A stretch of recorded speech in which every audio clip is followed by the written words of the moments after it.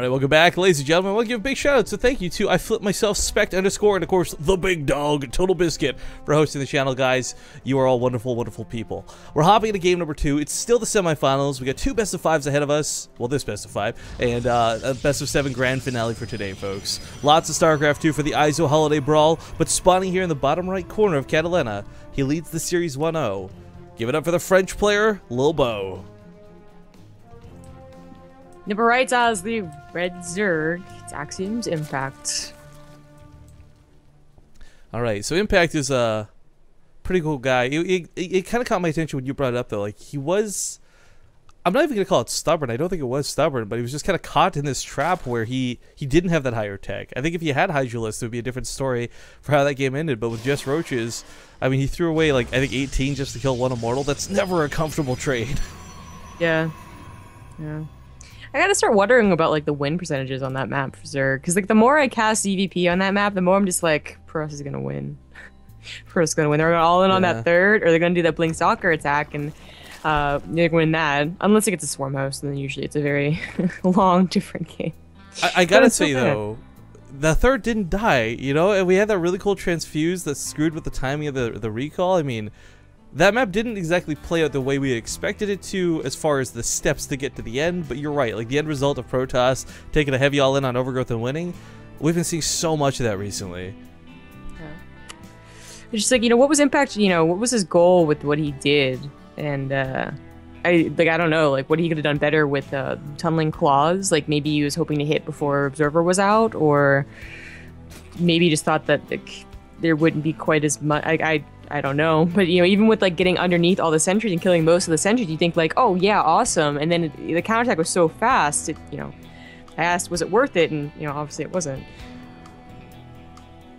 Well, I'm kind of liking this one base out of Impact. This is something we've seen win a couple of games pretty quick before. It does kind of screw with anyone who doesn't go with a Forge opening, and it's not to say Lilbow is going to be automatically lost for this, but with only a Zealot out, and I guess he is hitting at a timing before the Mothership Core. This has still got potential with Metabolic Boost to run around and kill probes, pick off this here and there. I mean, the thing is, the Mothership Core, while it will protect against Lings, it's slow. Same with the Zealot. It can't chase them around so easily. And if a Stalker comes out, who cares? The Lings will kill it. Whoa. Ooh, I like this, though. This is a cool move. He's probably going to cancel it. I don't know if he cancel it. He might just let it finish, though. Yeah, it's the extra gateways for the one base, and we always, I know we always reference back to like players like Puck, who are some of the rare ones who do this by default, not as a reaction. But that Probe Scout saw these coming, and that was kind of a cool move out of Lilbow. It's a very small detail, but it keeps them completely safe and sound. The problem is that, you know, with what Impact did, so I like this build so much, is that when you see that they've holed up, they have the block on the main ramp, you can just be like, I'm not going to make any more Lings. Like, yeah, I got Ling speed, exactly. But I'm just going to get a third base. And if Lilbow's gateways finish, you know, he's back to like, you know, 1 gate expand from Wings of Liberty. Like, it's not very economical. Well, more like 3 gate expand, I guess. Be more. Yeah, sorry, 3 gate expand. 1 expand is what you do in Heart of the Swarm. I was gonna say 1 gate expand sounds pretty normal, but yeah, 3 gate expand definitely is a little bit heavier of an investment. It does delay the Nexus for a time, so the argument can be made that yeah, Impact invested a little bit for this, but it did delay the Nexus, kind of like a hatchery block at the same time, you know. Buys just a little bit of time. But a 4th gateway goes down, and Impact, well, wow, 5 gateways. 5 get all in off the back of this. I mean, it's not. He knows this too. He's seen every gateway. Oh, I was gonna ask because he's seen every gateway. Because now it's obvious. Like, well, 2 + 3 equals 5. Okay. Yeah, we carry the 1. I don't know. Yeah, it could just very well be though. At the same time, for Lilbow, I want to try and be like, oh, he's not such an all-in guy. This could possibly just be for that wall, but they wind up in a Forge down or something else, right? So definitely looking to perhaps apply a little bit of pressure. Thank him for that earlier Ling attack. I mean, this might still work out even though it is scouted. You know, obviously you don't want it to be scouted because that's the best situation possible. But even then, like Impact, he might have stopped making Lings and gotten that fast 3rd hatch, but like, I don't know if it really has been that long of a time where he could actually, like, you know, sort of make up that difference for going for the build that he did. You know, getting a Roche Warren, but only on 34 drones, that's not really, like, ideal for defending an all-in on a lot of drones, to be honest. No, certainly not, but it's better than getting caught with nothing. I mean, what else do you build? Spine crawlers that nobody's going to walk into? It's a tough situation to be in when you see this many gateways early on, because we see even the best Zerg players flop and make the weirdest responses. Oh, that sounded like I nudged or something. I don't know what that was. But coming across the map here, he does have a small amount of sentries, but there's no pylon. So this is the same sort of scenario as last time, where it's kind of like a really aggressive poke. You know, you can always recall, force field the back end, and try and get all those sentries out alive. Because if you lose a Zealot, it doesn't really matter. It's the sentries that are so important. I'm actually surprised he's not bringing in a pro with this, but he's getting another gateway, so it has to turn an all-in off of this, right? He's going up to 6 gateways. Yeah, I mean, it will be, just not right now, as weird as that is to consider. Nice shredding of the lings of the bag. Takes those out pretty much for free. I mean, this is basically pretty cool, though. I mean, a lot of times, like, you know, before like an Immortal Sentry all-in, for instance, sometimes we see like War Prism Harassment or a 4-gate, and you're hoping to really trip up their droning. So while they have an army, it's actually like worse that they weren't droning behind this. So, you know, by just poking like that, you made him build a lot of roaches when maybe he could have only built 4 and scared you off. And now you're going to follow up with an attack, and he still is on 34 drones. The production is not really going to be that strong. Lilbow is starting his advance. The pylon does finally come out. Didn't wall himself into his base too soon or anything like that.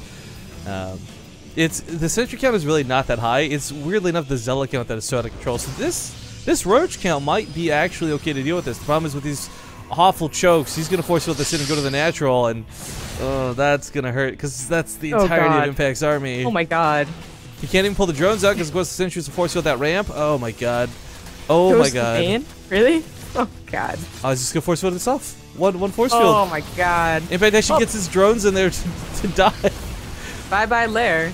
This is he's gonna go for a base trade, I guess, since the roach is across the map with a couple of the queens instead. Not the worst choice, but don't forget, guys, this is gonna be a recall. So the damage will be done. He'll tear down the main. He'll recall out, and this is really Protoss, is what this is.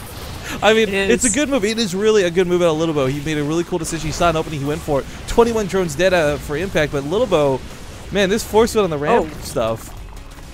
He just walked right past that Zealot, man. That Zealot did not stand a chance. Really quick moves out of Impact, but it quickly switches off the probes to focus fire down a lot of these sentries. But he lost the main. He's down to 11 workers.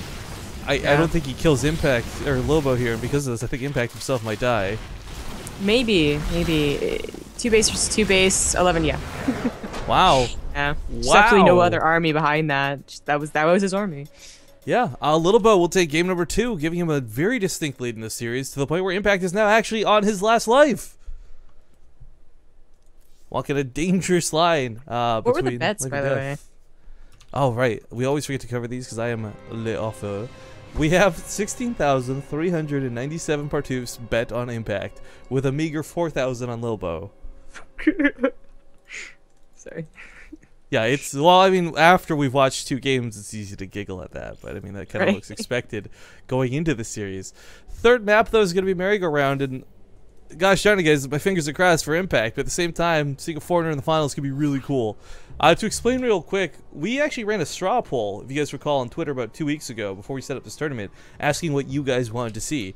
And it was kind of like, 33.333% each for, do you want to see foreigner versus foreigner, Korean versus Korean, or Korean versus foreigner? But Korean versus foreigner did have slightly more votes than the rest, which is why we set up this tournament in the format we did.